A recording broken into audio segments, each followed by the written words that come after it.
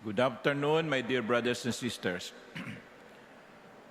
Many of us know the story of Thomas the Apostle, as we have heard in the gospel reading that was proclaimed. And many of us remember that doubt that Thomas had. Sa marami sa atin, ang natatandaan ay yung pagdududa ni Tomas. But there is another side of Thomas that I would like to emphasize here. Not the doubt that he had, but the belief that he showed the moment Jesus appeared to him. The belief. He did not insist in his doubt. Nakita niyang ebidensya at siya'y naniwala.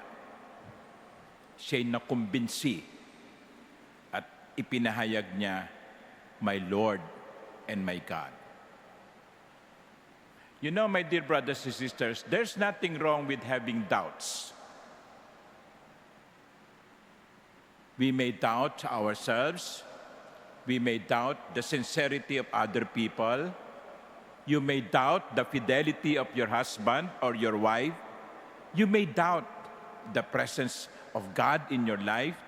There are many reasons by which we doubt or because of which we doubt. There's nothing wrong with that. But I hope, like Thomas, once we see the evidence, once we see the proof, once we see the fidelity, once we see the work of God happening in our lives, hopefully those doubts will be erased. Ang problema sa marami sa atin, kita na ang ebidensya, ayaw pang maniwala. Sinasabi na ang totoo, pinaninindigan pa rin yung kanyang paniniwala. Kaya, hindi na lang ito pagdududa eh. Ito'y pagiging panatiko na. Pinakikita mo na yung totoo. Binibigyan mo na siya ng pwedeng basahin. Itinuturo mo na yung tama. Pero ang isasagot ay, hindi, basta. No, basta. That was not Thomas.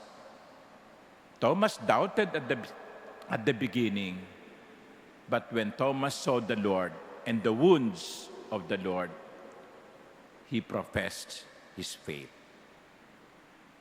Nawala ang pagdududa, sinunod at naniwala sa muling pagkabuhay ng Panginoon.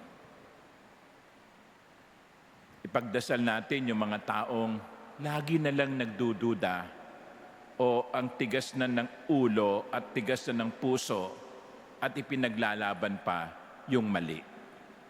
Ipinaglalaban pa yung baluktot. Ipinaglalaban pa yung hindi totoo. Sa buhay natin ngayon, sa lipunan natin ngayon, maraming mga kumakalat na fake news. At kung minsan ang bilis-bilis nating ikalat ito, sana bago natin ikalat ang isang balita, magduda muna tayo. Magduda muna tayo. Totoo kaya ito? Tama kaya ito? Kung ipapasa ko ito at i-repost ko ito, magiging instrumento ba ako ng katotohanan? O makakadagdag pa ako sa fake news sa mundo? Let us doubt. Let us not be easily convinced. But once we see the fruit, let us also be as quick in believing. That is the message of Thomas to us today in our life. Doubt, but once you see the proof, believe. Do not insist in your doubt. Amen.